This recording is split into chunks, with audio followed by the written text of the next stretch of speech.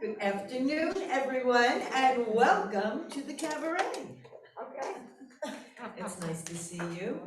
This is the first live music program, I believe, in 2 years, a little over 2 years since the pandemic hit. So people are enjoying being able to come back together. I see that some of you are wearing masks, so thank you for that. We'll consider this a Broadway show, and that is one of the requirements. We don't require, but we suggest. So today starts our 20th Cabaret Festival. It's a little bit different, but certainly the level of talent is, it's just incomparable. We have such great performers, award winners for the whole weekend. So we have today our conversations on Cabaret, and we have this evening a program at 7:30 and tomorrow at 2 o'clock. So we hope that you can come and take advantage of these free programs. We want to thank the library, who has been our partner for many, many years, and our support that have supported all of our programs and given us this beautiful space to work in. I'm the executive director of Artisan Partnership, but Artisan Partnership would not be if it were not for the founding executive director, who came into town this week like a little tornado and is here today to orchestrate the conversations on Cabaret. So please give a nice, warm re-welcome to Miss Susan James.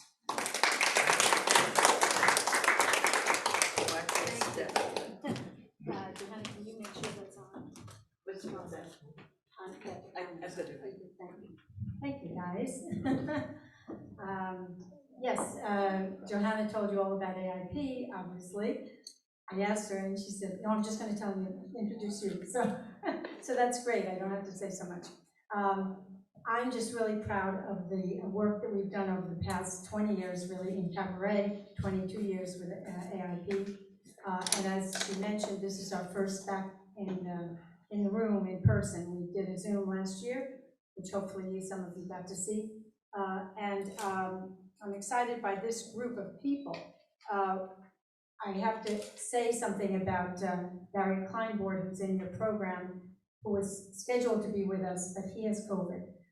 He's feeling fine, doing well, no symptoms, but didn't want a chance, involving anyone else. So he just won a Bistro Award in Monday, and he couldn't accept the award in person because of it. So it's a tough time for everybody, I think, But in addition now, I'll introduce these people and we'll ask them to come out, right? David Gaines is our pianist for today. David? They can't hear me in there. Okay, David Gaines. You want to come? Thank you, David. David's going to be, he's the musician, magician. We have with us also Claudine Cassan-Jellison, Claudine, and Hechter Ubarry. All of their notes, by the way, are in the program, so you don't have to hear me say them. Jono Mainelli, did I say that? Jono. Yes. And he's going to be playing for us as well. And Aaron Lee Battle. So we've got the whole group. I'm going to go over.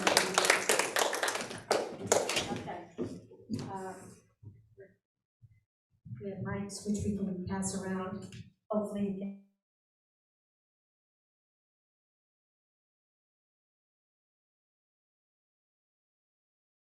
Theater and cabaret clubs and all kinds of film and stuff. So we're going to talk about it. First, I'm going to just talk to them a little about their background, and then we'll get them to sing a lot. So That's the great part of this conversation. People want to hear you sing. So, so we'll start out with Aaron. Tell us a little bit about how you kind of came to Cabaret. Why does Cabaret speak to you versus anything else? Let's see. Hello, everyone. Good to see you all. Well, someone told me to put down that knitting, that book and that broom. It's time for the music to play. No, seriously. I came to New York actually in 1984, and I didn't know anything about cabaret either. I was one of those people who came here as an actor, musical theater from school, thinking that I was going to be a star.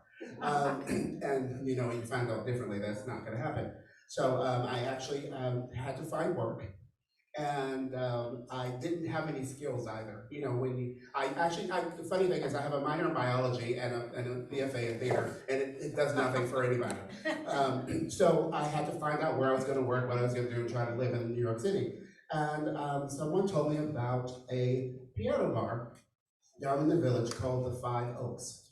The Five Oaks was downstairs. It really was that kind of speakeasy kind of feel downstairs, and there was a wonderful piano player there named Marie Blake who played, and a young man, Stephen Lowenthal, and people just got up and sang. It was full of celebrities and all kinds of people, and that's where I heard about cabaret and what people were doing cabaret.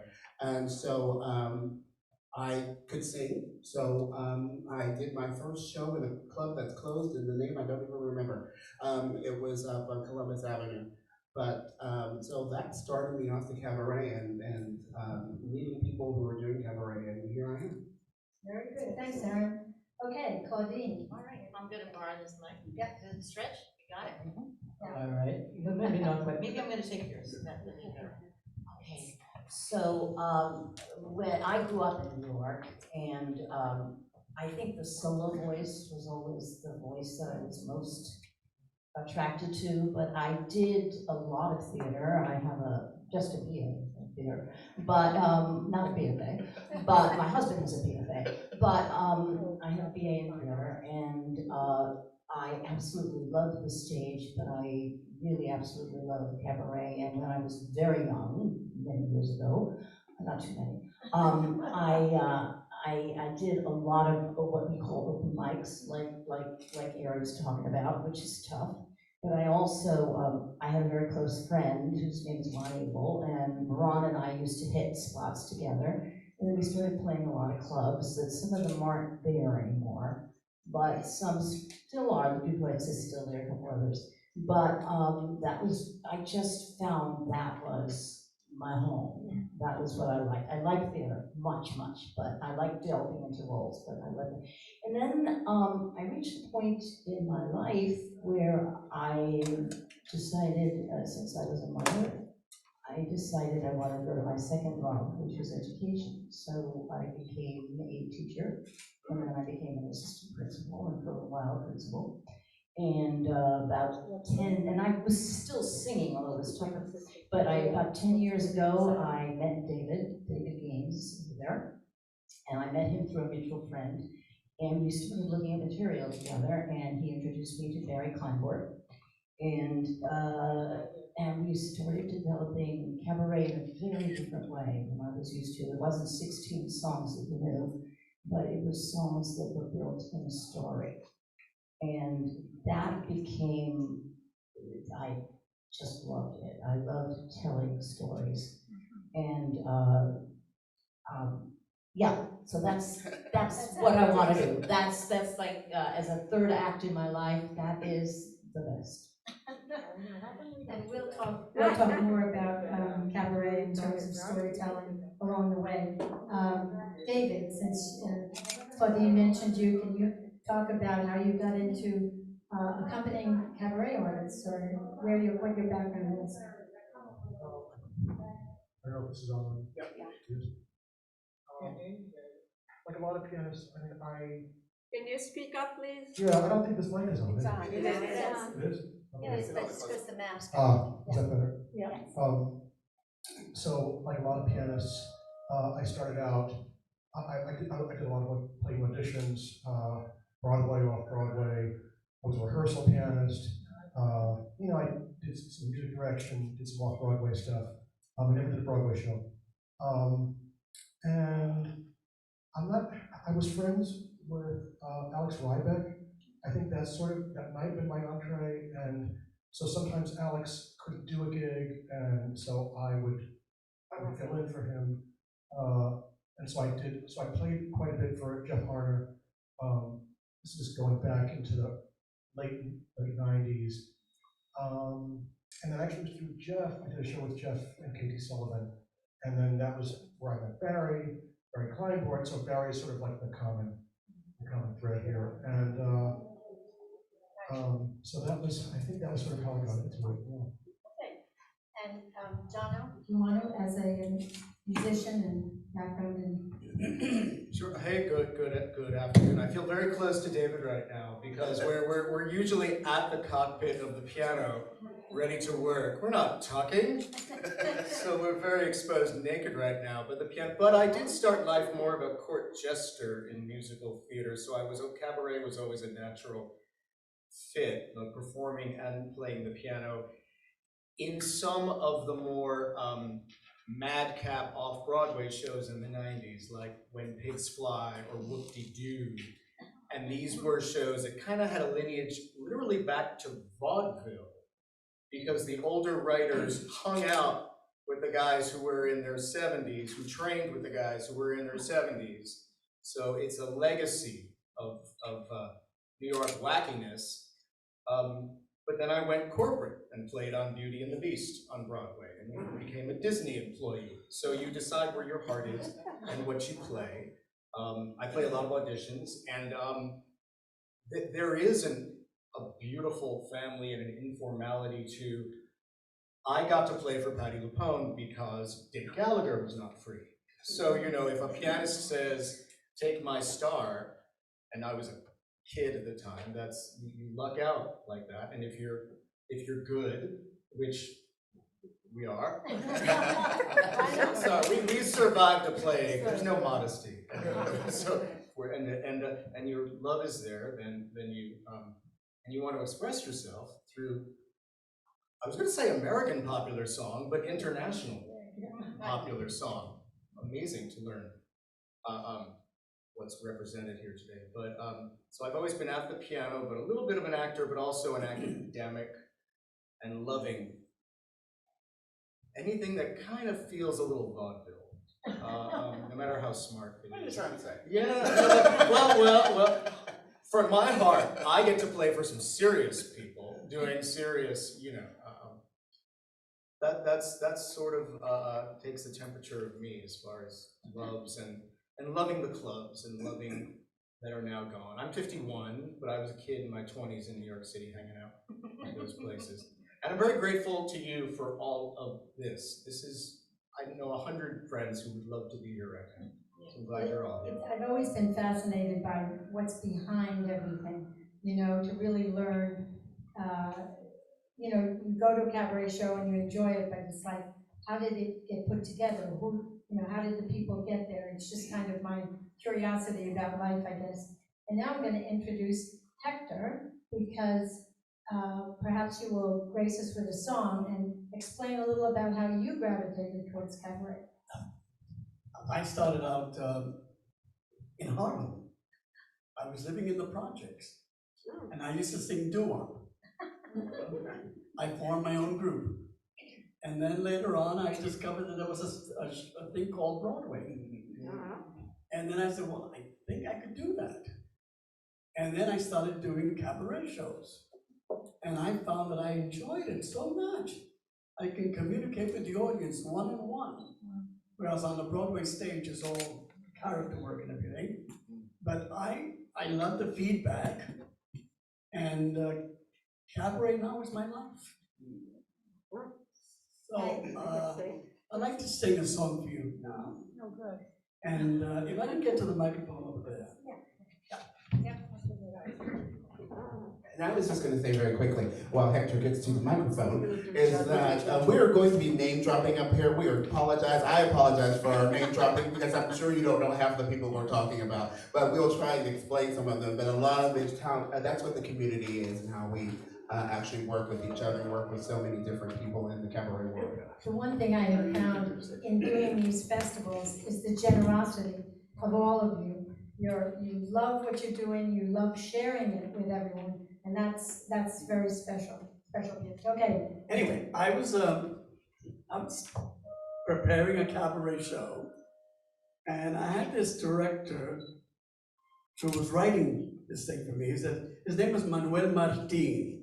He was a Cuban director. He spoke mainly in Spanish. And he says, Hector, what you need is something very Americano. Something with a little twist.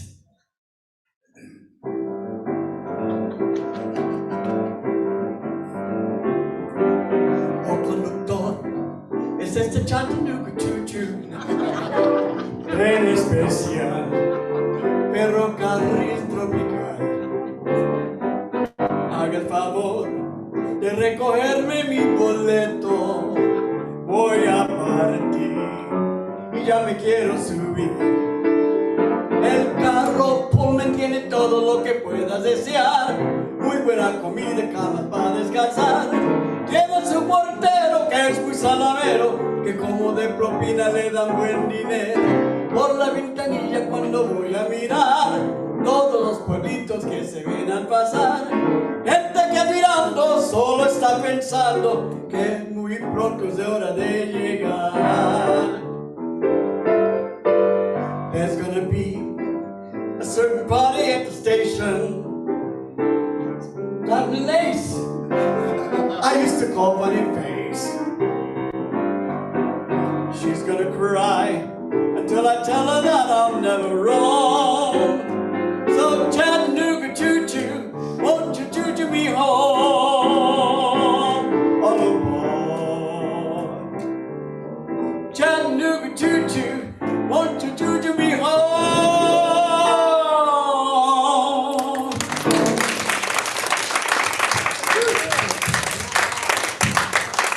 And we're talking about the selection of songs, what makes you gravitate towards a particular song. Claudine, since Hector did something in Spanish, Claudine, we've got an international cast here, and maybe you could do one of the songs and explain a little bit about Sure. the French process. This next song, it comes from a piece that's sort of two-parter. It's, I call it Hey Frenchie. It has to do with my back and forth with the French language because my father and I had problems with each other because I wouldn't speak French. But the first part is situated in a very special place, and I'll go over there and explain it.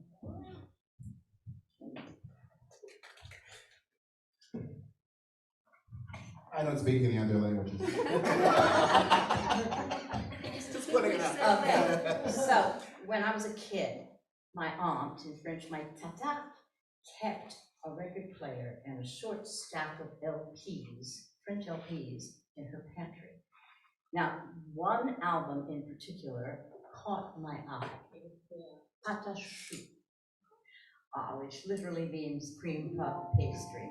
Now, pata choux struck a marching pose on this album cover right in front of the French tricolor, red, white, and blue, and she was formidable. She certainly was not a cream puff. In fact, she took her name from the Paris pastry shop that she turned into a nightclub, where she took stage nightly with a pair of scissors, and I was hoping I'd find one, that she would use to lop off gentlemen's neckties. Stick. Now, pata choux sang a fat cat song about a man called Jean, a sort of Parisian Mac the Knife. The tune was already popular in the States when she sang it in Carnegie Hall. I had whole chunks of that Carnegie Hall album memorized, songs and patter. I put on my crisp Catholic school white blouse, my dark pleated skirt, struck her marching pose, comme ça, et voila, I was like a shoe, snip, snip. Just got back from Paris, France, all they do is sing and dance. All they've got there is romance. What a tragedy.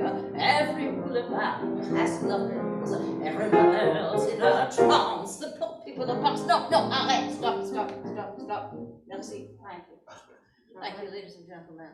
You all know that song. We call it in French, La Galante et de pauvres gens. But you call it in America, the poor people of Paris. And I think it is much better for me to tell you the truth.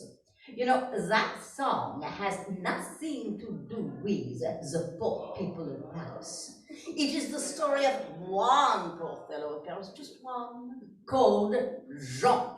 And he's a poor fellow because he gets everything he wants in life except love. And believe me, without love, there was nothing at all. There were times when Jean was wealthy. You know, he dressed like a million, slept only in silk, danced all night long, and drank the best champagne. And people bowed very low to him. But one day, his luck changed, and from his prison cell, Johnny sings his lamento and says, listen to me, good people, and believe me, it is much better to have a woman around your neck than rope, because without love, we are nothing at all. Sans amour, on n'a rien du tout. Est-ce qu'on n'est rien qu'un instant, la volante de pauvres gens que les femmes n'aiment pas, mais n'oubliez pas, dans la vie, il n'y a qu'une orale, qu'on soit riche ou sans un sou, sans amour, on ne rien du tout. Pour gagner les picaillons, il fut un méchant daron, on le saluait bien bas, mais n'oubliez pas, un jour on fait la pirouette, mais derrière les verrous, croyez-moi, on n'a rien du tout, on n'a rien du tout. Est-ce qu'on est très galante? Soyez fiers de vos 20 ans, on ne les a qu'une fois, et n'oubliez pas, plutôt qu'une grelette, évolue pas à son cou, sans amour, on n'a rien du tout.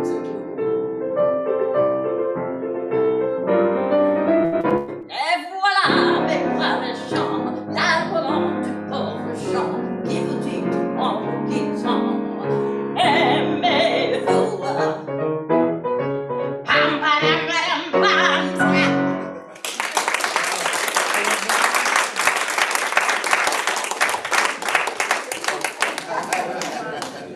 Now, Claudine, didn't you just win an award for this show?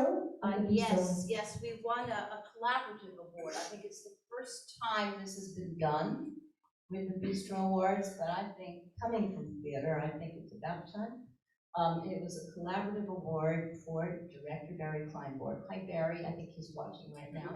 For director Barry Kleinborg, with David Gaines and myself. It's called the Bistro Award, and it was for achievement in autobiographical show.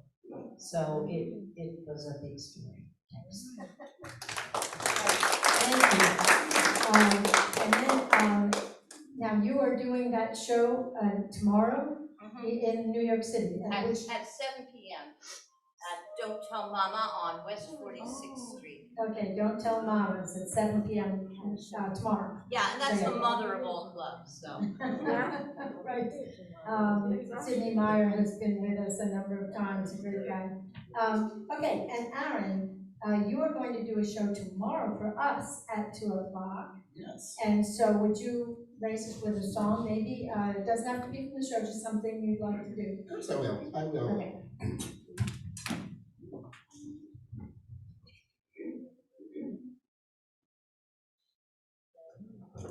So my show tomorrow is called Gentlemen Jazz, and A lot of my influences actually come from the jazz world, specifically Billy Eckstine and Mr. Johnny Hartman and Nat King Cole, Ella Fitzgerald, Sarah Vaughan, all of those folks who did a lot of our work with jazz and the American Songbook. So let's sing something that they didn't. Well, they did it too, but it's not in my show. Yeah, come right. Come right.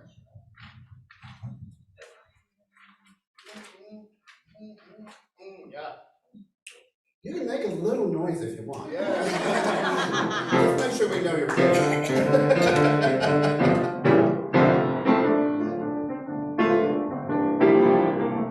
I'm gonna love you like nobody's loved you. Come rain or come shine.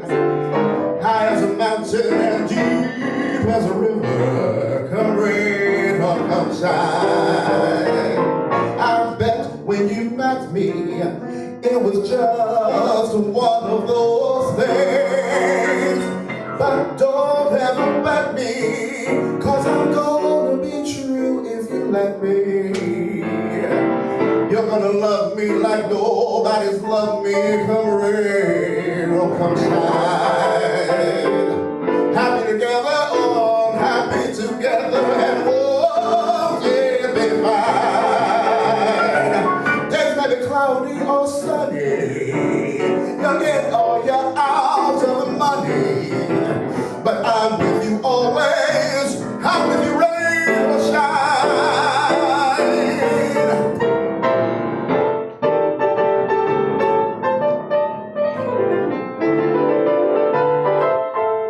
Glasses were glaring up at me. I knew they were shining on you too.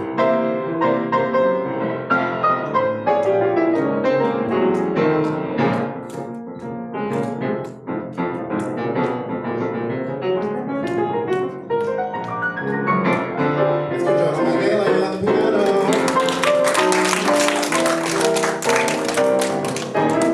I'm gonna love you like nobody's loved you. Come rain or come shine.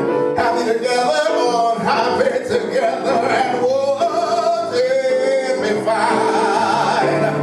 Days may be cloudy or sunny, we're in or we're out of the money, but I'm with you always. I'm with you, rain or shine. I'm with you, rain or shine. I'm with you, rain or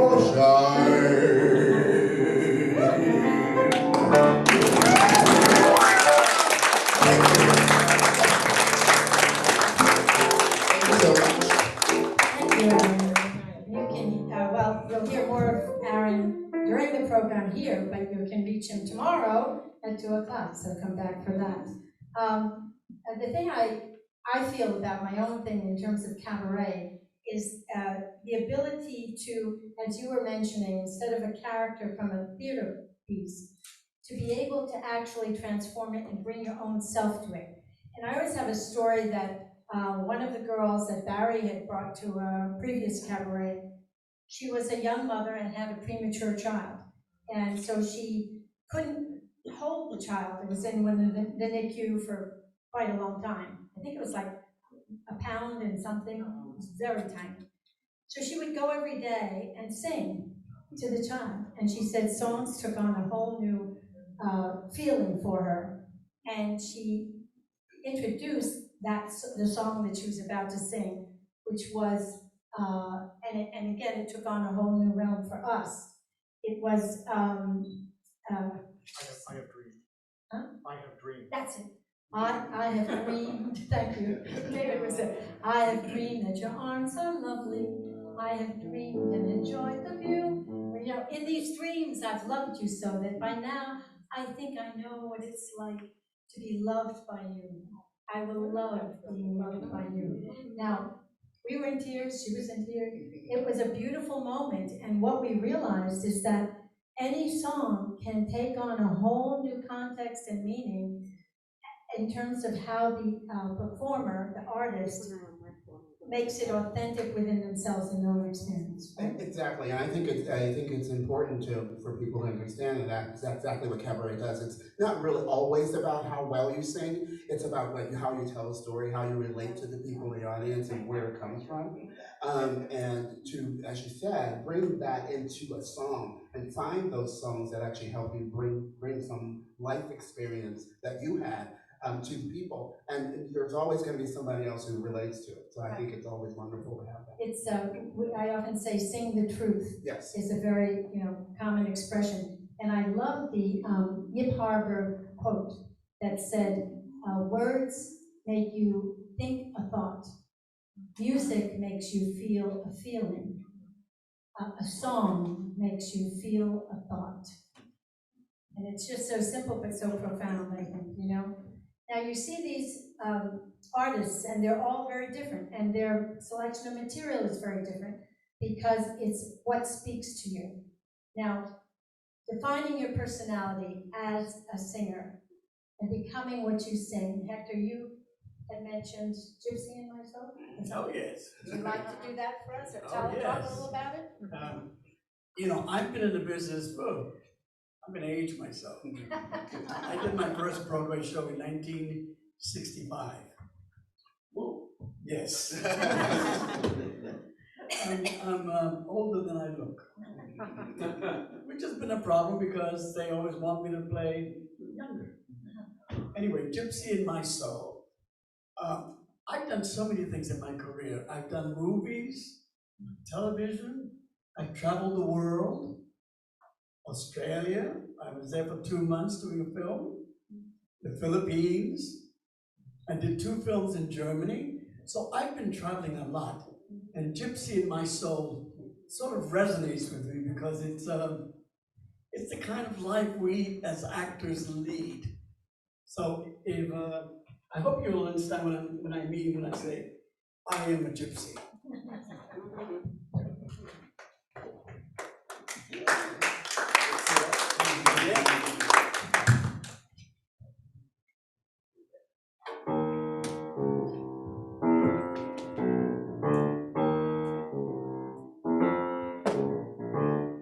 If I am fancy free and love to wander, it's just the gypsy in my soul. There's something calling me from way out yonder. It's just the gypsy in my soul. I've gotta give vent to my emotions. I'm only content having my way. There is no other life of which I'm fonder. It's just the gypsy in my soul. No cares, no strings. My heart has wings. If I am fancy free and love to wander, it's just the gypsy in my soul.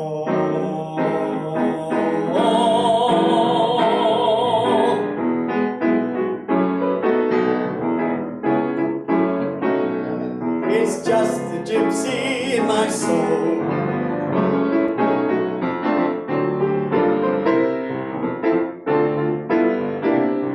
It's just a gypsy in my soul. No cares, no strings. My heart has wings. If I am fancy free and love to wander, it's just a gypsy in my soul. No cares, no strings. My heart has wings. It's just a gypsy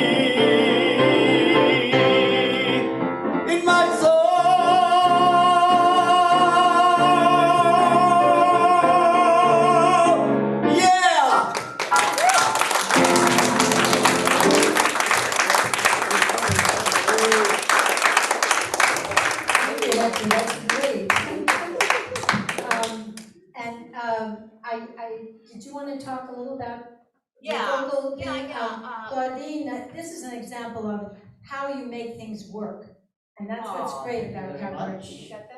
Yeah, I just want to switch it over here. Yeah, we're good? Okay, all right, we're good, we're close.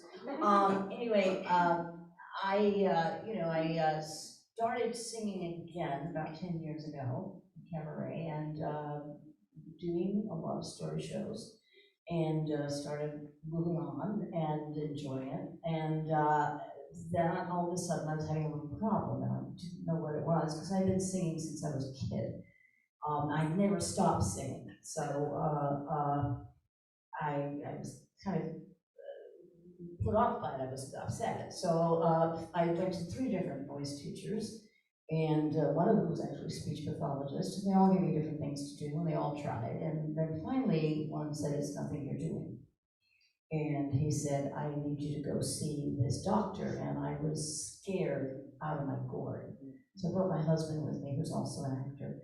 And the doctor said, after 5 minutes, "You have essential vocal tremor." And he told me it was in various parts of my vocal mechanism. Now, I'd had a fairly wide range. I could sing several octaves, and I could hold long notes. And suddenly, if I would hold a note, it would go like that, or it would go like that. You know, so I had to learn more about lyrics, and that was a teaching thing. That was I had to learn more about the vocal mechanism. Actually, I'm very grateful to my current voice teacher, but I had to work and learn about lyric and the importance of lyric and how to get past the lyric, how to get past the music to the lyric. And it wasn't about the voice quality. And for me, since I had a big voice, Since I'd had a big voice, that was a hard thing to learn. And David has been so incredibly patient. But it's been a trip, it's been a journey, and I do plan to keep singing until I don't like the sound anymore. It's interesting because Frank Sinatra, they said that when someone would present a new song to him, he didn't want to hear the music because he would be so seduced by it. He wanted to see the lyric, to see if the lyric is something that he could relate to and interpret well. I just add to that. Sure. A couple of years ago, I took a workshop with Barry and with Penny Fuller, and Penny, I remember she yelled at me when I wanted to hear a song. She said, "I want you to try this song." And I said, "Well, let me hear it." And she said, "No, you have to go read the lyric. That's what you have to do first." It's how you, Aaron, do you have a comment on what you're saying then? The lyrics are important. It always helps you also with the experience. It helps you with how you feel. It helps the audience. More often than not, I've had people come to me and say, "I've heard that song 100 times, but I've never heard the words." You know, so what I also try to do sometimes even with my arrangements or with working with my musical directors and arrangements is cut out all that flowery stuff and let the lyrics come through and they can hear it. It's funny how you actually hear the flowery stuff already because it's already in your head, but you also now hear lyrics as well. So it's always important. The lyrics are really the very, very, very important part of the song. And Barry was telling me about the Nat King Cole, that the song that you're about to sing, Aaron, was made famous by Nat King Cole. But it was a song that was referred to his valet, and the valet passed it on to Nat King Cole. And so, of course, it became a big hit. But the person who wrote it was truly a nature person who lived behind the Hollywood sign. And he never would cash his royalty checks because he was getting so much of this. He ate nuts and berries and fruits and vegetables, and that was it. And he was a true person, this autobiography, almost the song of his. And I remember this song because I saw the movie was The Boy with the Green Hair. And I remember that. Do any of you have seen The Boy with the Green Hair? Yeah. Okay. With Dean Stockwell, I think, as a young boy. And this song was in that, and I think the gentleman, Eden Abes, who was the composer, he got $10,000, which at that time was quite a lot. So eventually, I guess he did cash that check, but. When you? But it's interesting, the serendipity of how things, get chosen or done. Yeah, and even written. Again, it's about how someone's experience actually leads them to either write a poem, write a book, write a song, and some of these words also are actually put into music, and it's very lucky for us who sing to have those things happen. And also, again, as we were saying about lyric, I want to say a little bit about Nat King Cole. Actually, he too is one of my favorite singers out there, and I am very honored to be able to interpret some of the things that he's done, and also following his footsteps as a performer.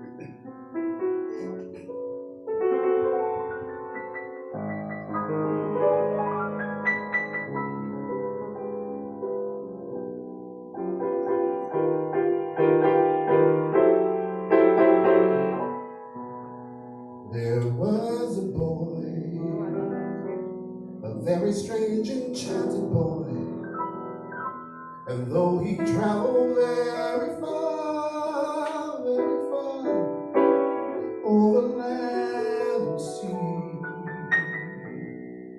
a little shy, no sad of eye, very wise was he. And then one magic day, he passed my way.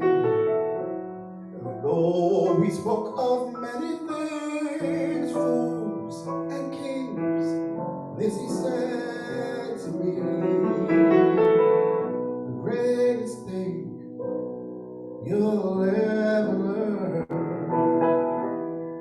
is just to love and be loved in return.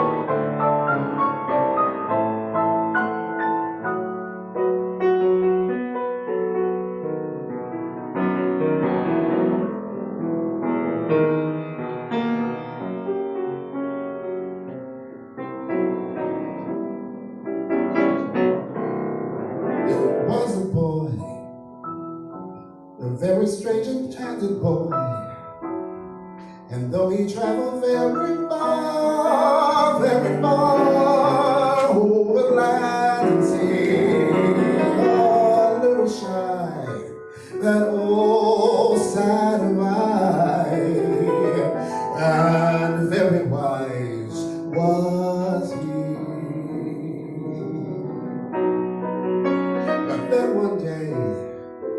one magic day, he passed my way, and though we spoke of many things, fools and kings, this he said to me: the greatest thing that you'll ever learn is just to love and be loved in return.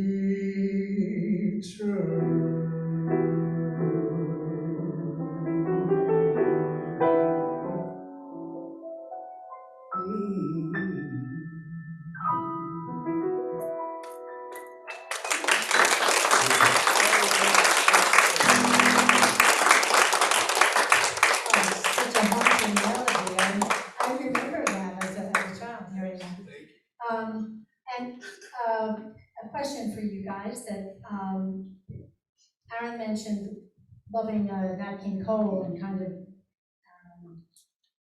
listening to everything he did probably. What were the influences that you felt? I know Hechter, may I say, and you can continue, was in Man of La Mancha for years, I think, with every star, but I think you mentioned somebody you liked. You know, when I was growing up, Elvis Presley was my idol. I tried to imitate him. Every time I took a photograph, I would flip my lip up. I mean, that's who I was influenced by. I didn't know about anybody else. When you're living in Harlem in the 1950s, we didn't know anything about Broadway, opera, what was that? And my mother would give me $1 every day, every weekend, to go to the movies. They would play 3 movies, and there was always an Elvis Presley movie. And I would stay over and over again just to watch Elvis Presley. I wanted to be Elvis Presley.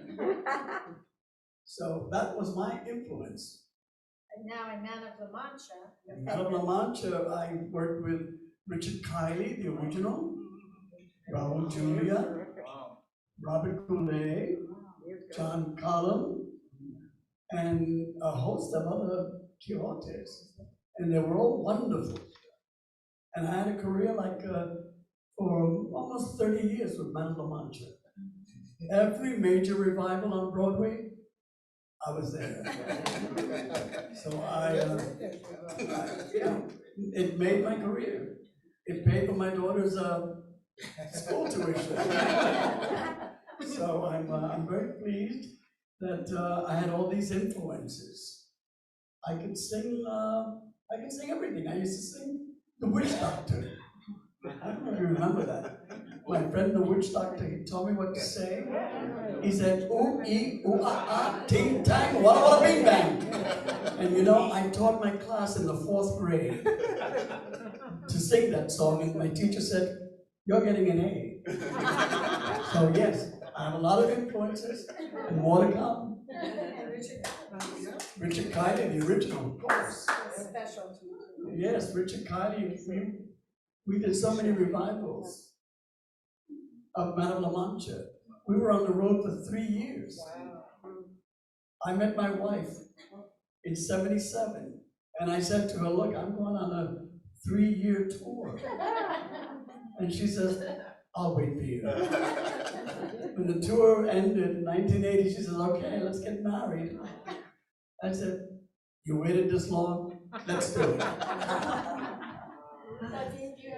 Yeah, I guess the albums that I found in my aunt's pantry included people like Piaf and Camacho and Charles Trenet, Charles Aznavour, but they were idols. But my one album in that pantry, and I'd already seen Peter Pan like thrown in front of the TV set as a 5-year-old, and maybe less. So I'd already seen Peter Pan, but it was South Pacific, and so I was in love with Mary Martin. I was also in love with Piaf, like I said. And then later in life, I was doing a sort of a cocktail lounge thing. Remember cocktail lounges? I was doing a cocktail lounge thing. And this guy was there a lot, and he said he was a producer, a New York producer, and he would come up to me, he was a little well, she's doing. And he would come up to me and he'd go, you should listen to Mabel Mercer. You know, she taught Frank Sinatra his phrasing. And I thought, well, okay, I didn't know who Mabel Mercer was, so that's all right. And then I was back in New York. I graduated college. I was broke. I was walking past Lincoln Center, and I passed this club called Cleo's, and there were 2 signs in the window. One sign was waitress wanted, and the other sign was Mabel Mercer exclusive engagement. And I thought, well, okay, I'm gonna go see Mabel Mercer, and I'm gonna wait tables. And that's what I did for about 4.5 weeks. When she left, I left because I didn't like the club. But it was amazing. So those were my 3 idols, and I could also add Julie Wilson to that and Lena Horne. They were big idols. So and strange. Okay, it's interesting because Mabel Mercer used to sit in a big kind of throne chair, and she would just talk, yeah, and she would just sing, but you really heard lyrics. You really, even songs that you knew, but suddenly you listened and you went, She sang a song from Carnival every night in her first set. It was called Mira. And when she sang that song, I believed the 75-year-old woman was a young girl. And that was amazing. yeah. There was a show that I did that actually was where I had met my husband on a previous show, but we did it together, and of course that was the romance started. It was called Only a Woman. It was about Lucy Stone, and people do not know about Lucy Stone, but she was one of the major women suffragettes. She was she went on a lecture tour, anti-abolitionist, and so she ended up with Henry Blackwell, who was the famous Blackwell family, I think the first woman doctor and then minister and so forth. So it was a very large family and accomplished family.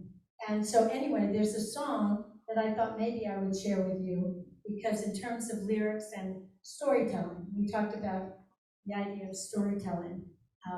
This is Lucy Stone, who was on the lecture circuit, and he was kind of like her manager. He got her set up all over the country. And so she was traveling, and this is sort of her story.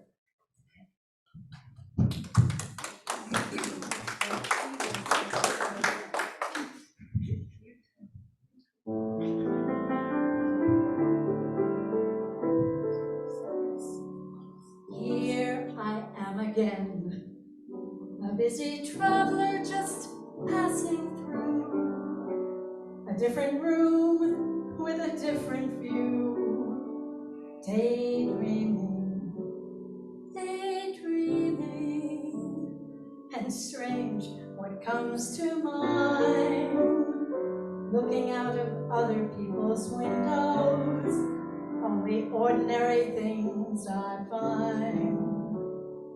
A house beside a brook, a couple holding hands while they talk, and children hopscotching down the walk. It's funny, so funny, that this should catch my eye. Looking out of other people's windows, I can see the world move gently by. I come and go like the breeze out there, with the sun and the moon on my sleeve. I long to be free as I please out there, to live in the way I believe. Yet, when nights are cold, I often wonder how it would be to have somebody in love with me. I wonder, but will I ever know? I'm always looking out of other people's windows, watching other people's gardens grow.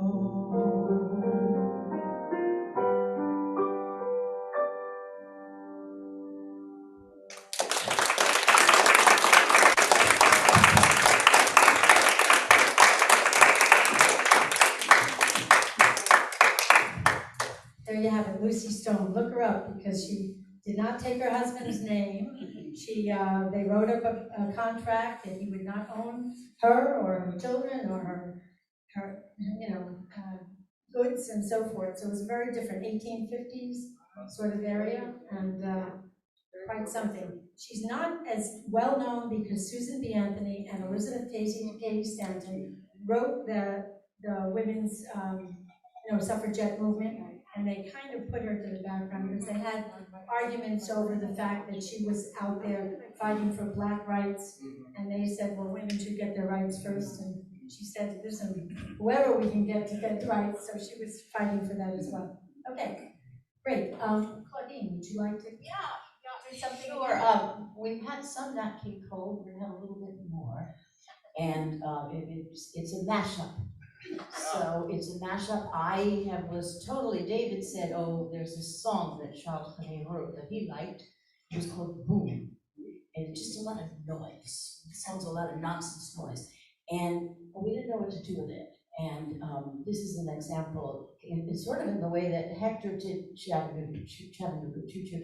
This is an example of how we can kind of blend the foreign language with the English.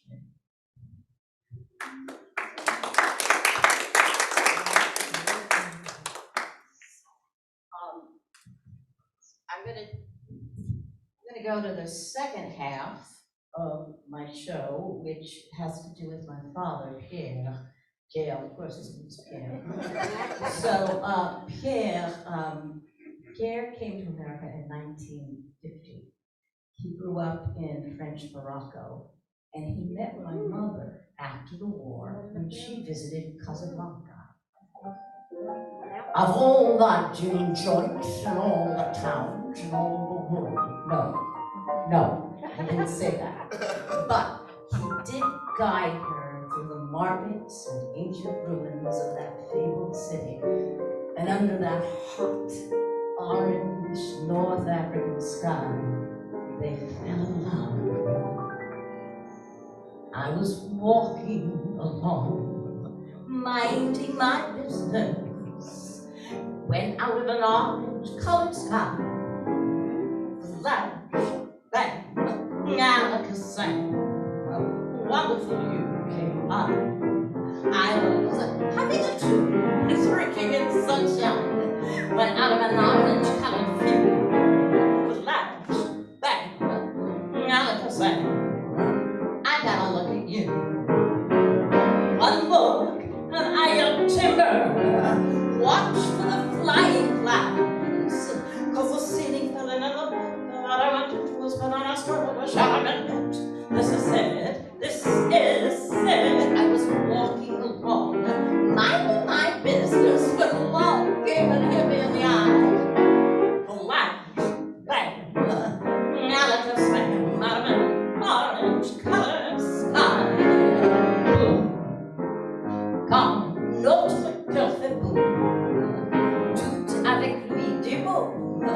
Est-ce l'amour qui s'éveille?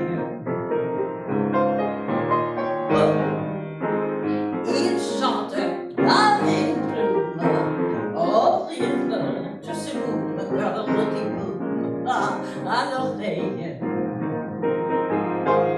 Tout a changé depuis hier, mais la rue a des yeux qui regardent aux fenêtres.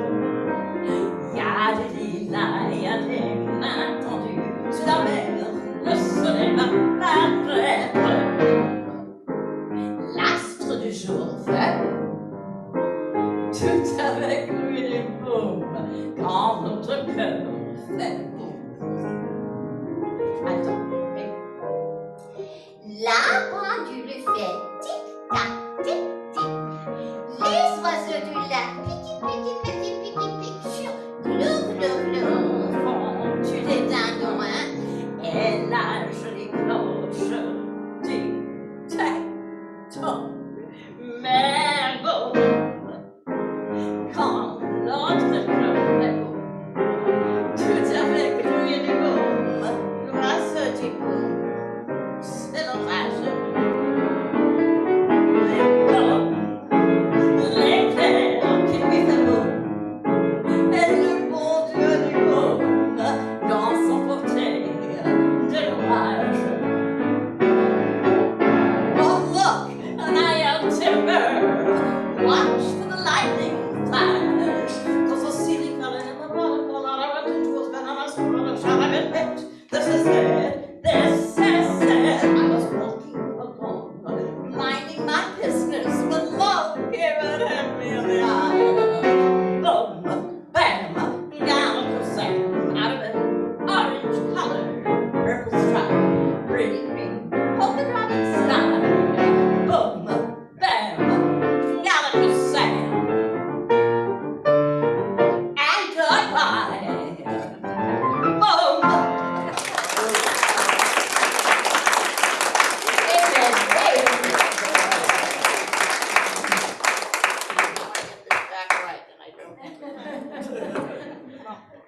comme ça, ça va comme ça. When that Okay. happens, then it's just like There you boom, go. right? There's a certain witchcraft in that, I would say, right?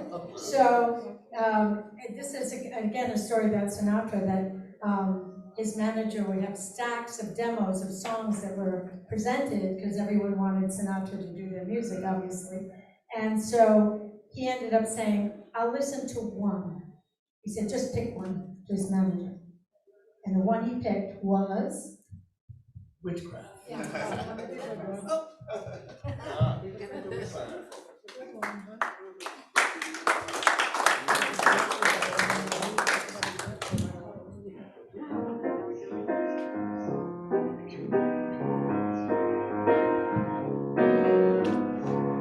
Those fingers in my hair, that slide come here to stare, that strips my conscience bare, it's witchcraft. And I've got no defense for it, the heat is too intense for it. What good would common sense for it do? It's witchcraft, weird witchcraft. And although I know it's strictly taboo, when you arouse the need in me, my heart says yes indeed in me. Proceed with what you're leading me to. It's such an ancient pitch, but one I'd never switch, 'cause there's no nicer witch than you. It's witchcraft, wicked witchcraft. And although I know it's strictly taboo, when you arouse a need in me, my heart says yes indeed in me. Proceed with what you're leading me to. It's such an ancient pitch, but one I'd never switch, 'cause there's no nicer witch than you.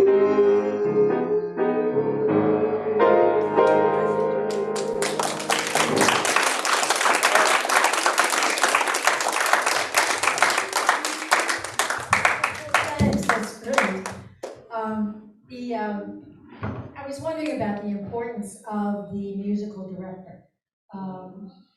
And the director, what's the difference? You know, do you research your songs? Who chooses them? How does the accompanist kind of support you? Would you like to talk about it?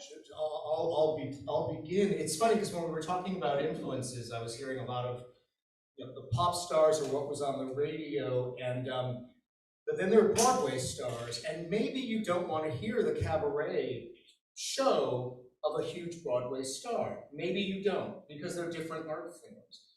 So the music director on a Broadway show or off-Broadway show, which we played, you have your score, but as far as shaping things, you defer to your, I always call the person star, you defer to your client because you are shaping their message, and that affects arrangements, that affects how you carry yourself in the rehearsal.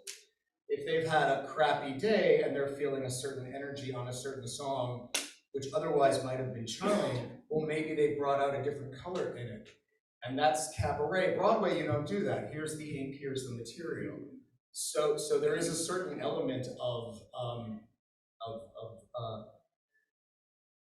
therapist is obnoxious, but but you're seeing how you can best serve what message they're bringing that day, and that affects arrangements, that affects combining two songs, because if you have a singer who's always loved two songs, but and want to put them together, and you figure out a way to do that, that's thrilling, if it works. If it's forced, the audience knows it, like that combination was wonderful. That was charming. I was like, because there's a logic. But if you have someone who just wants to offer 12 songs they like, then I think the musical director has to step in and say, well, what's the journey? How can I help you with your message in a diplomatic way? And I think even the greatest stars know that. Barbra Streisand will listen to Marvin Hamlish during her concerts, not during Broadway, but so there's collaboration and seeing what you want to say and what key you want to put it in. This cat was out here transposing before y'all showed up, because that's what we do. It's like, no, you need to put this here, it sounds better. It's part of the gig. And it's a thrill, right? And just to add to that, when you're working with a director like Barry Kleinborg, because Barry has been doing this for so long and has a sensibility that seems to jive with mine and usually with the clients that we work with, a lot of the work is taken care of. And Barry is also, besides being a director, he is also an arranger, which is some directors do this, some don't. But I think the other thing about working with a director is, and with a singer, is to feel that you're all working together and that you're all collaborating, you're all on the same page, just makes it so much easier and more fun, more pleasurable.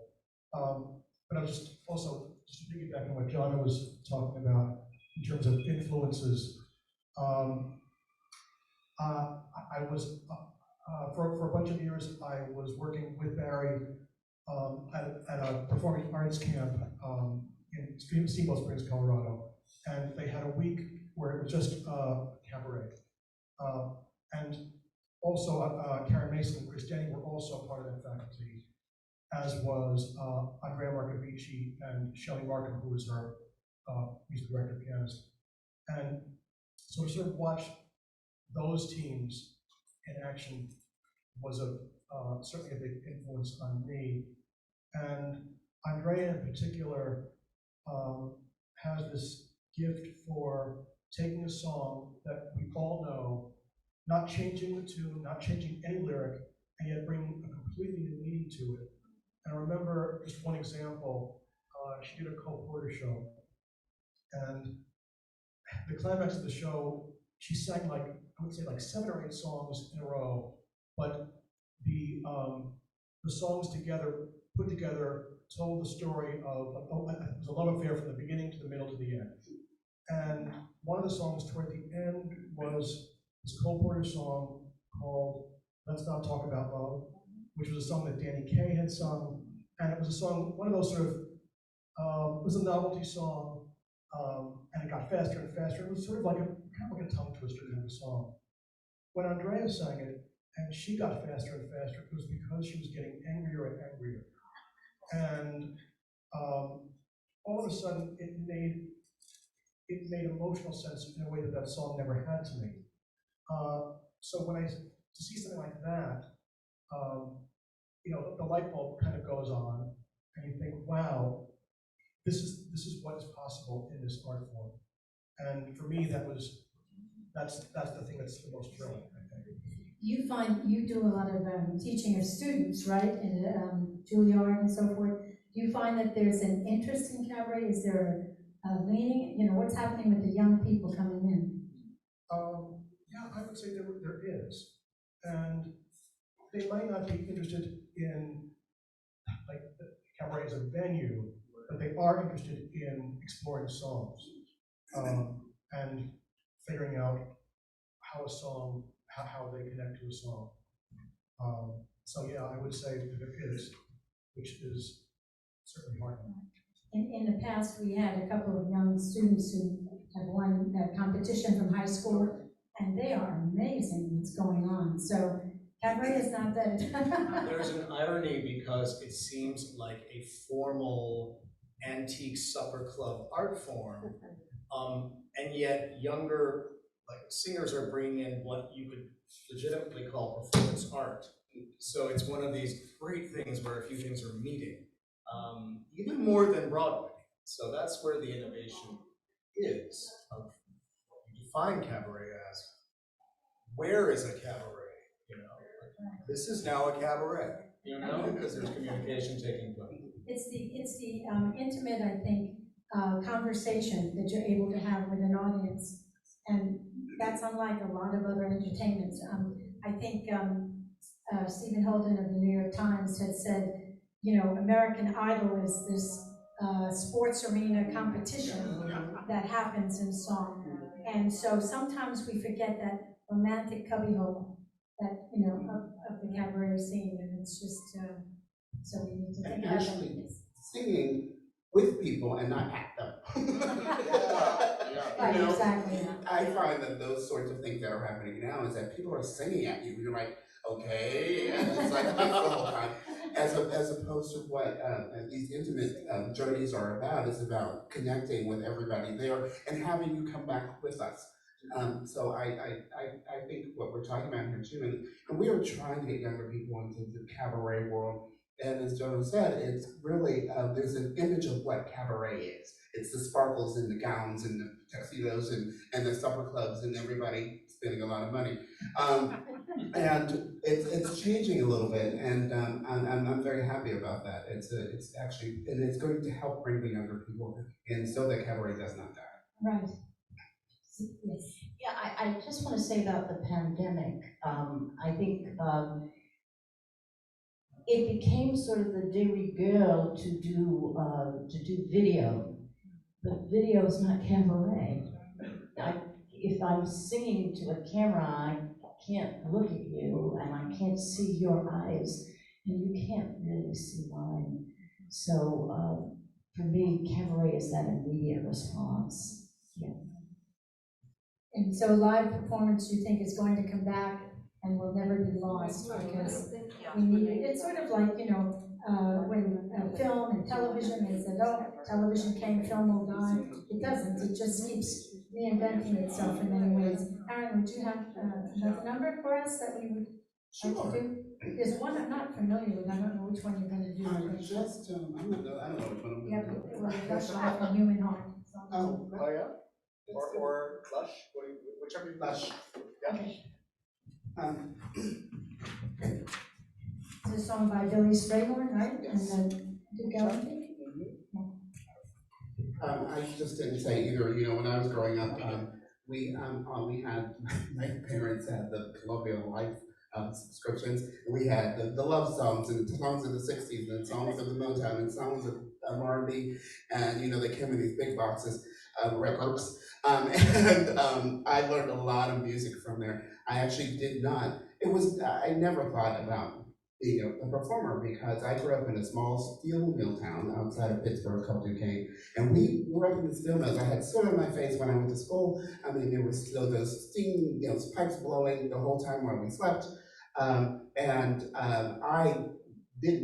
knew I didn't belong there because you were expected to go into the mill.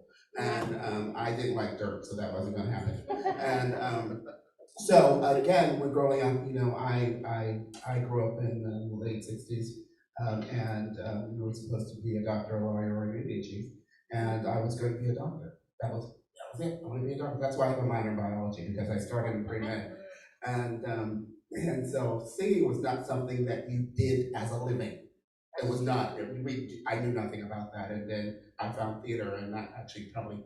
And I almost pushed my mother over the edge. She said, "Can't you do it part-time?" And I'm like, no. So, but she finally liked it and got over it. Yeah, this song is a beautiful song written by Billy Strayhorn.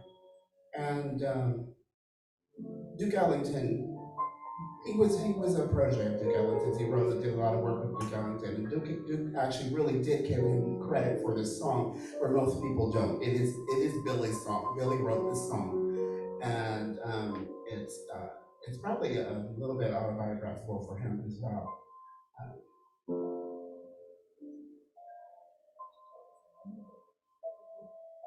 I used to visit all the very gay places, those come with me places, where one relaxes on the axis of the wheel of life to get the feel of life from jazz and cocktails. girls I knew inside and solid gray faces with distinct gay traces that used to be where they could see where they'd been washed away by too many through the day. 12 o'clock down. Then you came along with your silent song to tempt me to madness. I thought for a while that your pointed smile was stitched with the sadness of a great love for me. Oh yes, I was wrong. Again, I was wrong. Life is lonely again, and only last year everything seemed so sure. Now life is awful again. A trough full of hearts could only be a bore. A week in Paris will ease the mind of it. All I care is to smile in spite of it. I'll forget you, I will, while yet you are still burning inside my brain. Romance is mush, stifling those who strive. I'll live a lush life in some small dive, and there I'll be while I rot with the rest of those whose lives are lonely too.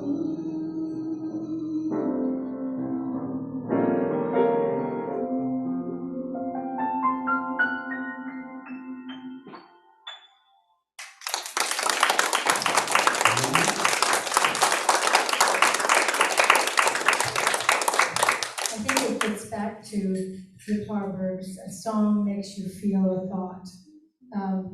Barry wanted me to share with you the Carolyn Lee lyric, because we're talking about lyrics as a way with words.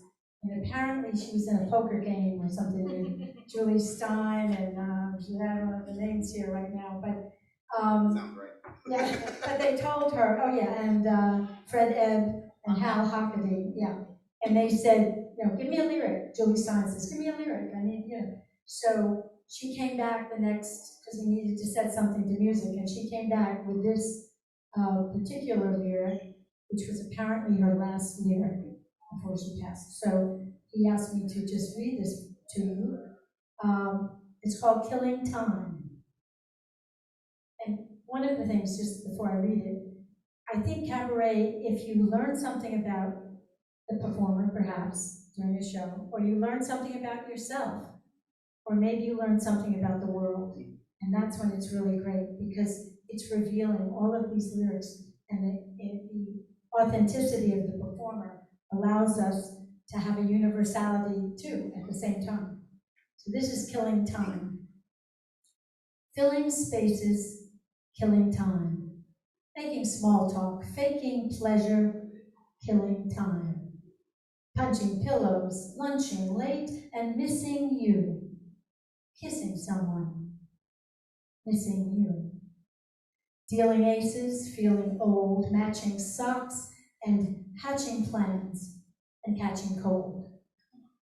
Don't it slay you, knowing I'm spending nights? Or is it years?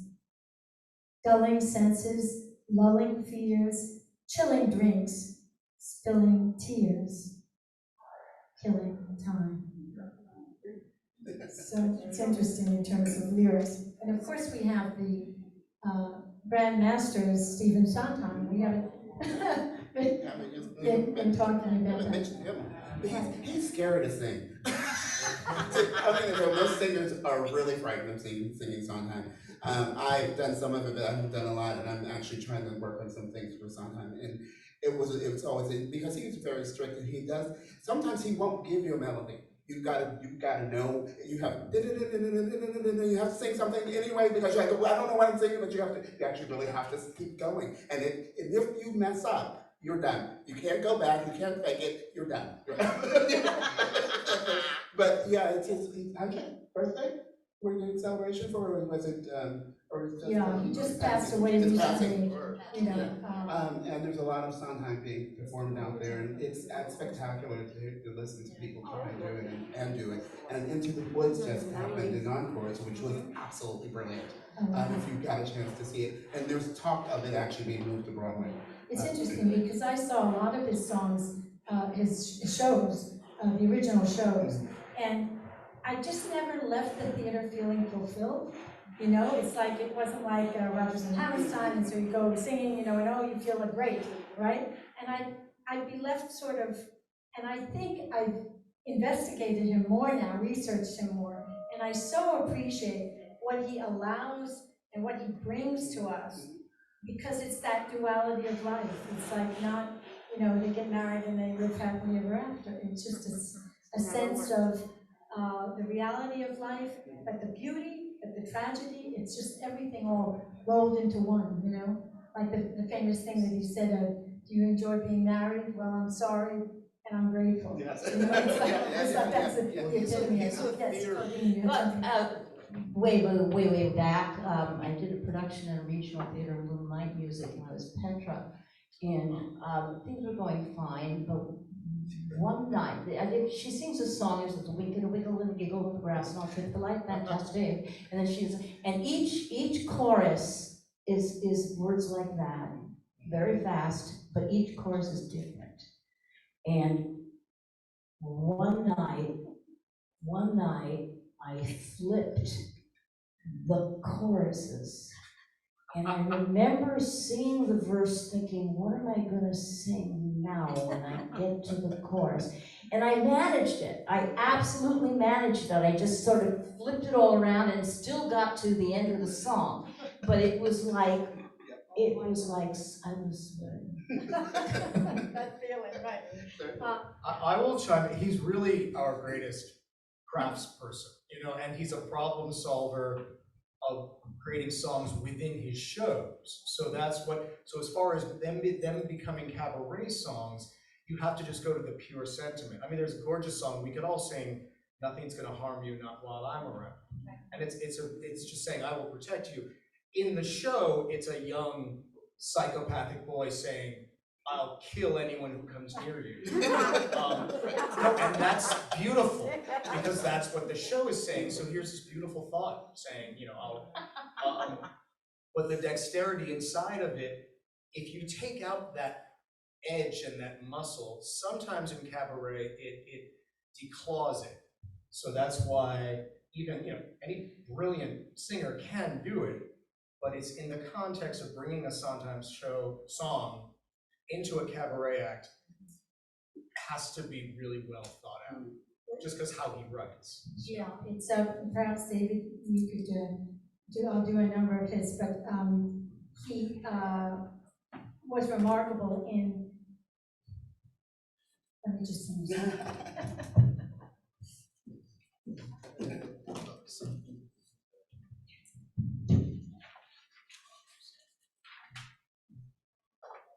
This was interesting because I once did a cabaret show quite a while ago, not really prepared to do it. It was a good learning lesson. But in this particular song, my father was a great whistler. And again, I tried to find what I could relate to in the lyric.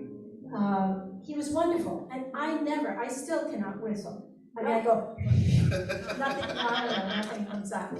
But, you know. Anyone can whistle, that's what they say. Easy. Anyone can whistle any old day. Easy. It's all so simple. Relax, let go, let fly.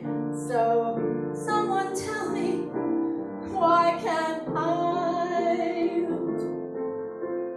I can dance a tango, I can read Greek. Easy. I can slay a dragon any old week. Easy. What's hard is simple. What's natural comes hard.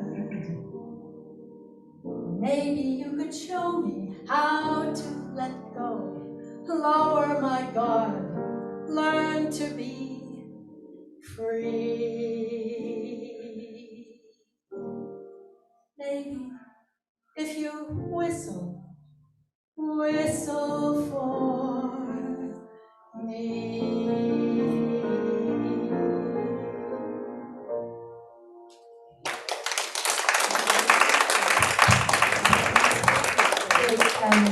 Someone had interviewed Stephen Sondheim and they asked him if that was his most autobiographical song. And he said no. He said, and yes, he said it was like he writes, I think any artist will write for the character, which he was very specific about. But you write through your own experience, your own understanding, your own feelings. So invariably, it's got to be somewhat autobiographical.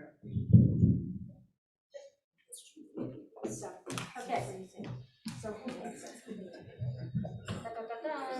yes. Okay. So the great thing about Cabaret is you can take any experienced country you can do, or make a theme of a composer's or your own autobiographical story. There's one. This song, I used to take girls to Coney Island. And I was always a cowboy singer on the boardwalk. And I said, oh, I love that. I used to sit there and watch him twanging and singing a song. Well, I discovered this song. It was written by Willie Nelson. And so I'd like to sing it for you now.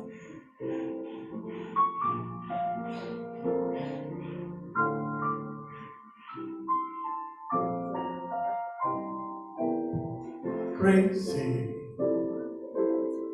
crazy for feeling so lonely. I'm crazy, crazy for feeling so blue. I know you'd love me as long as you wanted, and then someday you leave me for somebody new. Worry, why do I let myself worry? Wondering, what in the world did I do? I'm loco, for thinking that my love could hold you. I'm crazy for crying, crazy for crying, and I'm crazy for loving you. Worry, why do I let myself worry? Wondering, what in the world did I do? I'm crazy for thinking that my love could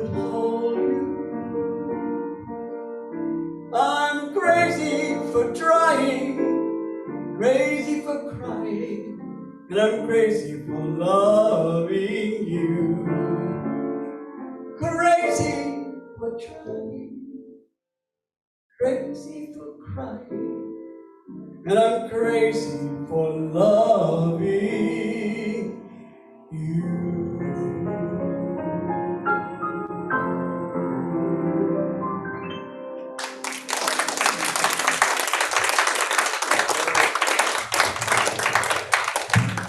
It's like we're all crazy about the Cabaret, the American Songbook. And I have to say that I remember something that Barry had said at the previous festival, that this music is America's gift to the world. You travel around, you were saying you're a gypsy in my soul and you've been everywhere. You hear American music constantly. He said he was in Italy and he was taking a taxi and the taxi driver said, well, what do you do? And he said, well, I'm a composer. Oh, Cole Porter. You know?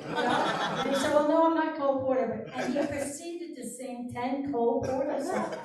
And he said, I don't think that would happen in America, right? In New York City, I don't know. But, and he said, then he went to a French cabaret, and this, all the people were French, they weren't, you know, and the woman was going, oh, this is so much, and then she sings, and she starts singing, "It's the Saturday Dance," and there it was, and everyone who were French knew all the lyrics in English. So, you know, it just shows you. Barry did a show in France and England, so you might want to talk about that and do something from it. Okay, I'm gonna go over there and talk about it. I do need the mic lowered because I have to have both my hands. Okay. I will lower it. You have to be able to see my mouth. For this song, you must see my mouth. So that's this. It's not a COVID song. It is pretty good. No mask. Maybe a little bit. Oh, we are good. I think we're good. All right.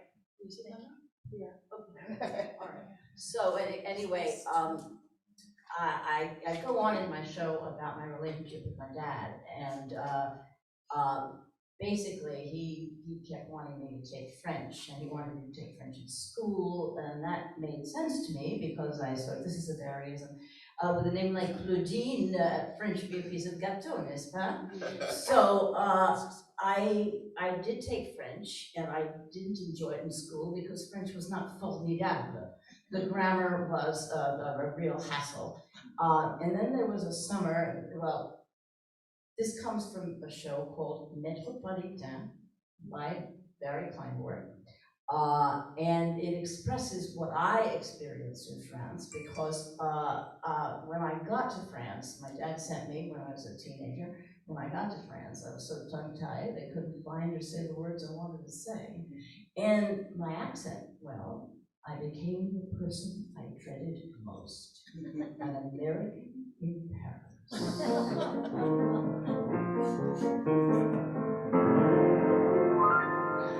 I studied French in school. I did rather well. In fact, my teacher, Madame Cohen, said, "Très exceptionnel."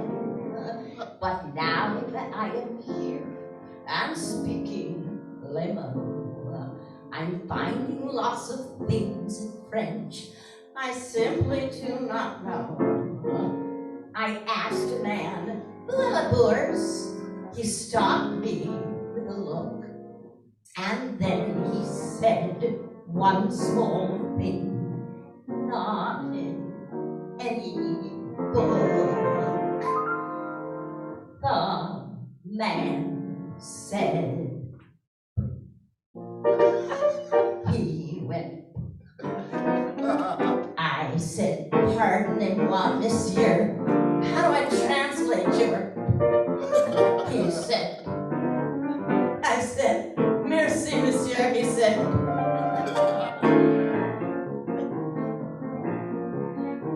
I checked Rosetta Stone, but they don't require you make a noise that sounds like air escaping from a tire. I searched through my LaRue, superlatives too, of course, but found no chapter showing how to snort like you're a horse.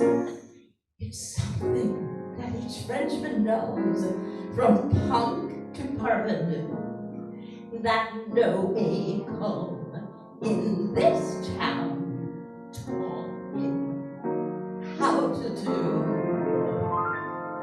They all go.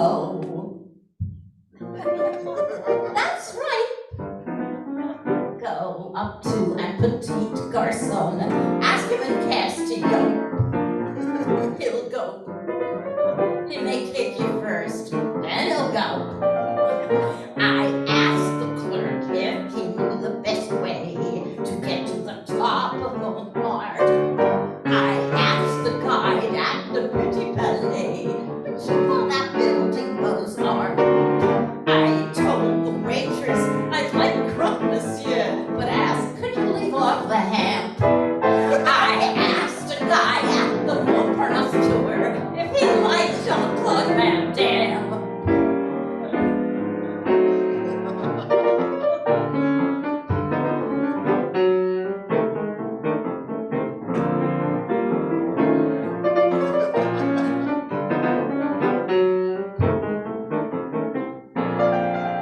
I asked the barman who works at Balzar if he knew the rate of exchange.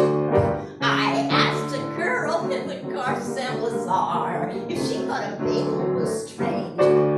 I asked the desk clerk at my cheap hotel if he had a spray from Rouge. I asked a group at the Tower Eiffel if Trump was worse than George Bush.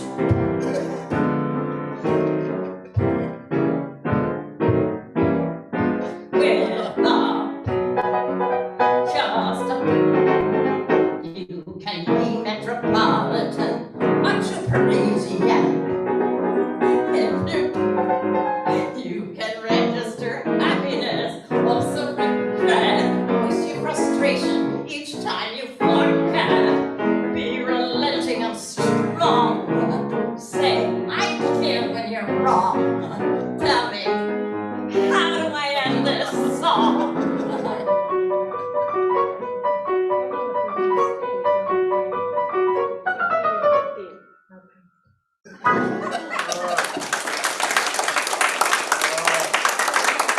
Thank you, Barry. That's what they call a novelty song, right? Yep. Yep, lots of fun. Every show, I believe every show has to have a frustration song, and that was mine. Okay, before they do one last number, is there anything that anyone would like to ask or find out about, or we're open to questions? Anybody? No? That usually means either we satisfied every dream, or they're not even dealing with us. Okay, You're thinking about coming to see me tomorrow. Okay, I have a bunch of questions. First of all, do you all know one another from your performing lives? Have you run into one another? Well, you can start with that one. Take it from there. Do you? Yeah? Do you know? I think we all know of each other, but I think this is our first actual meeting. Yes. Yeah. I did not know, other than David. I know David. I haven't met any of them till today. I knew everybody's name because these are wonderful people. And then just backstage, like learning the Broadway credits, this is like, I'm a fan. I was like, you were in that? That's cool.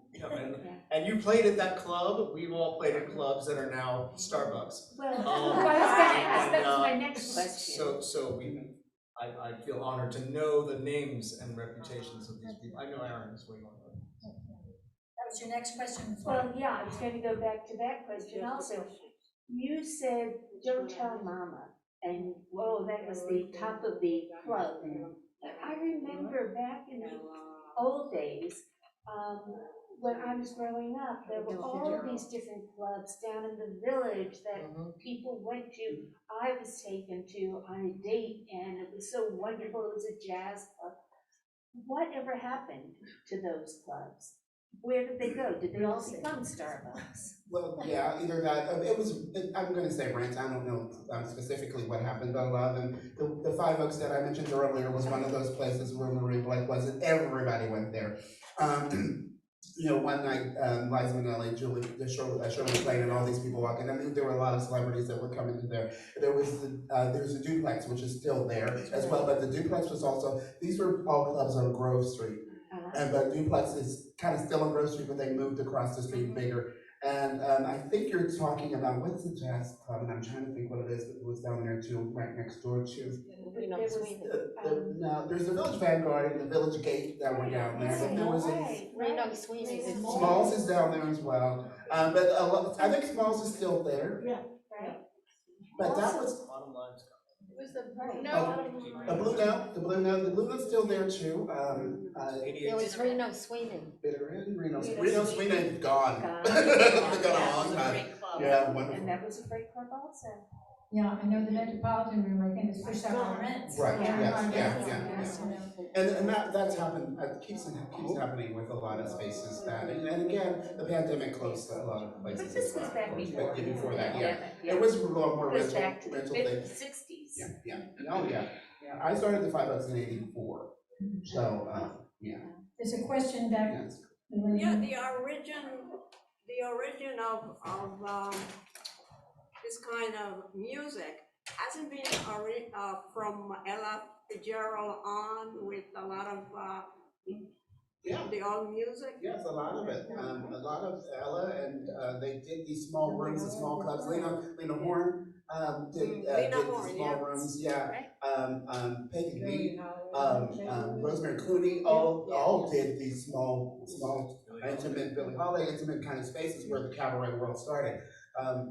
And it's grown, it's different, but it's still, it was called the intimate supper club type of performing. That's where you can sit down and listen, eat and drink and listen to, some wonderful performances. Okay, yes. Yeah. In the late 70s, when Soho was just starting up, there were a lot of clubs down there. The Ballroom was one that I loved. And when you talked about earlier, you talked about how a person interprets the words. Jane Oliver was my wonderful, and when she did Some Enchanted Evening, I mean, who would attempt to do that when Enzio Penzo, but she sang and gave it such feeling. I mean, you just melted listening to that. They were wonderful down there. I don't remember the names. There were people like Alberta Hunter who did at the Cookery, who was one of those people down there as well. The fabulous Julie Wilson, who's the mother of Cabaret, as far as I'm concerned, was doing those types of rooms.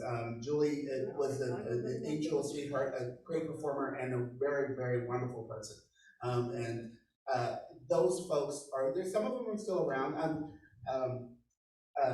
Marilyn, that's getting ready for the rest. Marilyn May is out and about at 89, 88 Yeah, right she's now. been with us twice before. Marilyn's fantastic. And again, it was the rooms closed, and actually there was not a lot of interest, so there weren't a lot of money being made in these spaces. And a lot of the performers actually ended up traveling a lot. Luckily, they were able to leave New York and do different rooms and all over the country, all over the world. It's coming back. I'm knock on wood, but excuse me, it's coming back. Real estate was part of it. As Soho became more popular, the things changed because we used to pay $2 to sit and watch the show. Right. The economics of it, And people used to have shows at 2:00 in the morning, and people would, go out. Because, there was a whole different feeling about entertainment then too. Yeah. And that's a question as to what's gonna happen in the future. I think we're longing after the pandemic, I think, to reconnect with each other. So I think it's going to grow. Do you all agree? Yeah. Okay, you wanna do one last number? Okay.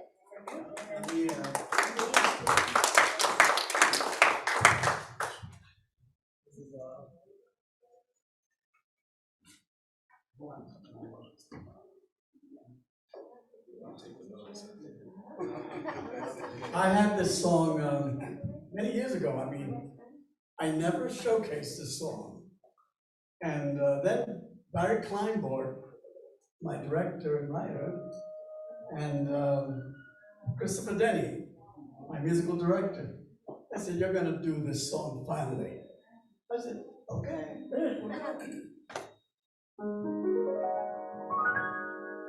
Whether I'm right, whether I'm wrong, whether I find a place in this world or never belong, I gotta be me. I've gotta be me. What else can I be but what I am? I wanna live, not merely survive.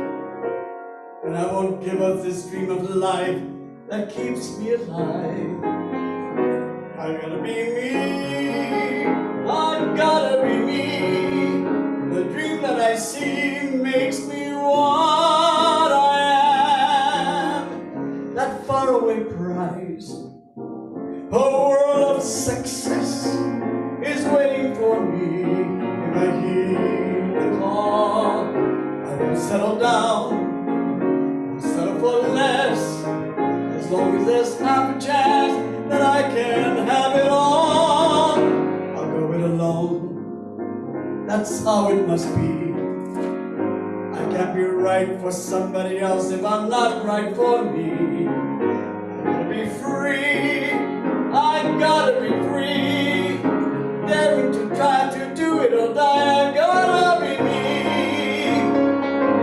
That faraway prize, a world of success is waiting for me.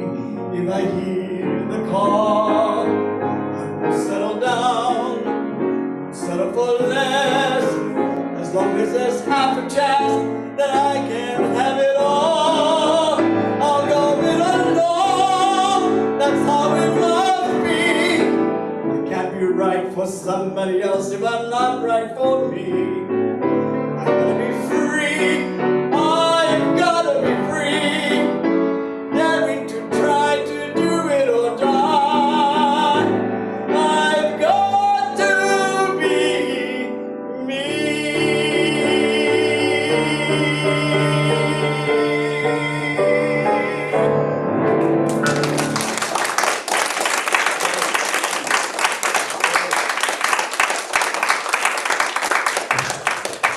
And Claudine, I know. Thank you, that was good. Now, because the show is a story show, I'm gonna do some story before this song. You know, when I would get together with my dad, and I didn't speak French with him, but I would bring my French songs and I would ask him to translate things I didn't quite get. And when I would ask him to translate boom, well, he would just laugh. And because it's a funny song, and he told me that he heard it on the radio when he was a boy. He also told me it was a big deal having a radio in French Morocco during the war. And he wasn't allowed to bring kids home or tell them that there was a radio in the house, because the radio was used to get messages from the Allies. But the radio also brought swing and the zany rhymes of a popular entertainer, Charles Trenet. Trenet wrote Boom. He was called the silly fool, and he made people laugh. But Trenet is actually best remembered for a song that he wrote that was recorded 4,000 times.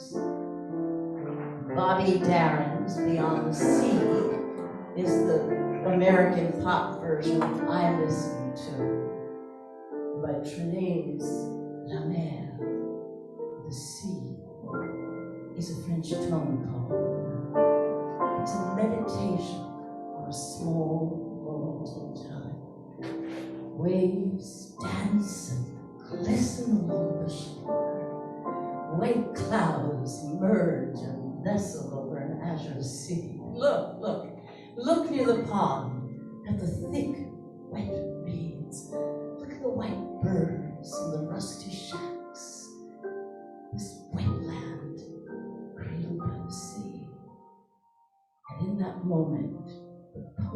Clay finds himself cradled by la mer. La mer convoit danser le long des golfes clairs. Allez, reflets d'argent, la mer, tes reflets d'argent sous la pluie.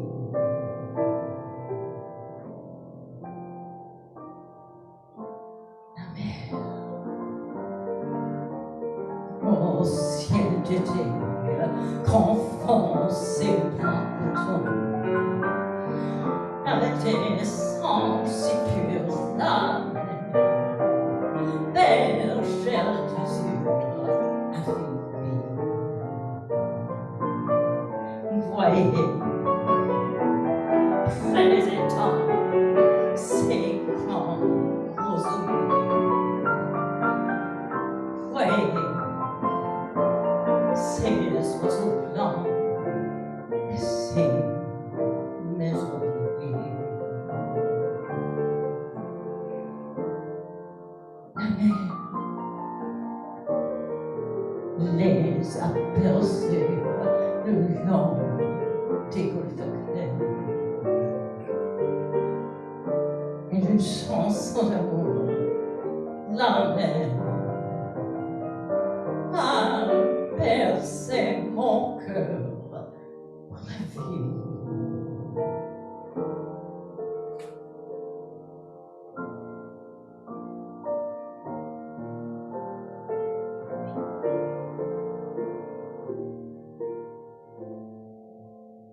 La mer les a bercés le long des golfes clairs. Et d'une chanson d'amour, la mer a bercé mon cœur pour la vie.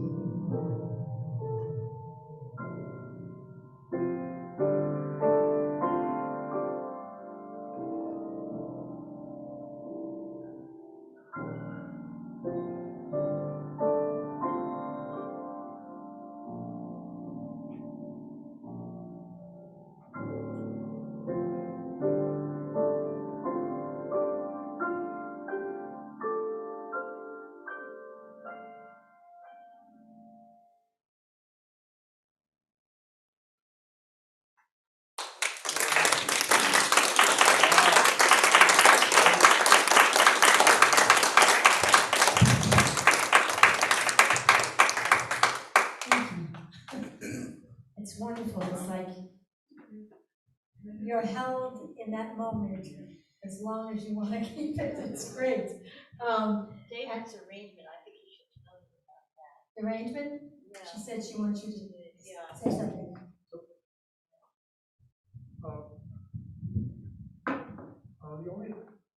The only thing I'll say about it is when we were working on it, and Claudine mentioned tone poem, and I was thinking of some of the Impressionist composers, and there's this piece by Debussy called The Engulfed Cathedral. So the whole intro, the whole first section, the whole last section are I just stole it. So I can't take credit for any of that. Very good. Okay, I don't know this song, so if you can, tell us a little about it.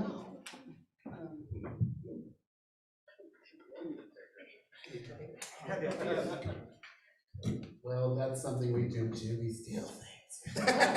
The good stuff. I was saying to my fellow maestro, yeah, you can take credit for it. You played it, you made it, it's part of the world. It's yours. I love this. Well, this song that I want to do is one of my favorite songs. I've done some theater as well. Unfortunately, not this show. The song is from the show Once on This Island, and it is a song that I feel actually speaks to who we are as humans, as people. when we see what's going on in the world, people being shot in grocery stores and fighting for women's rights and fighting for trans rights and fighting for human rights. This song talks to me and speaks to me along those lines about how we should be treating each other and how we have learned or should have learned from things in the past and how we should learn from our own mistakes as well as not make them again.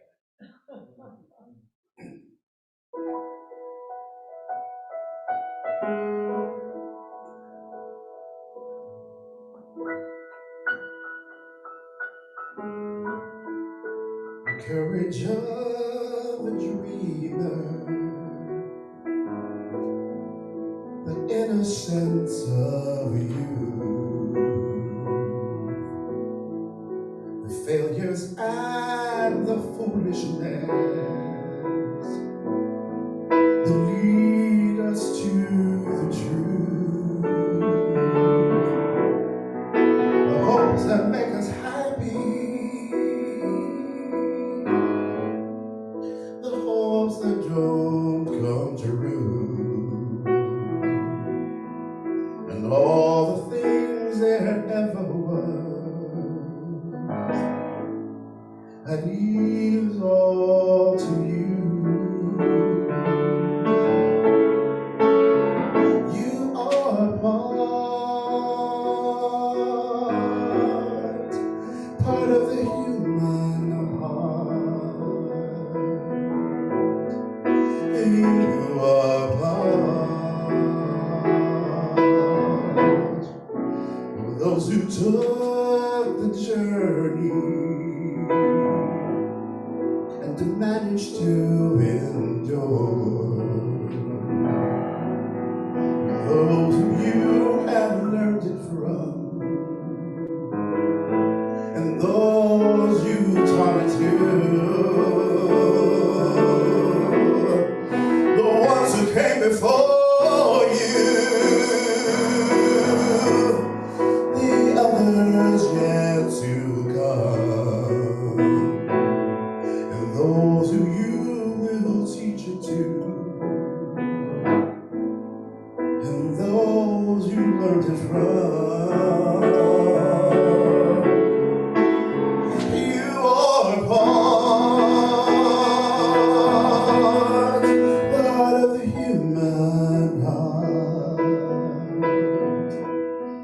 You are part, and this is the gift I give. Through your love we'll live forever, forever,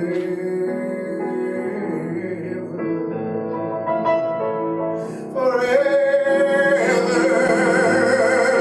You are part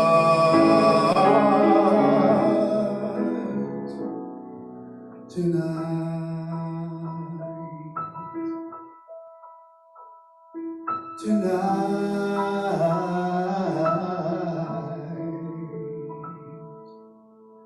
part of the human heart.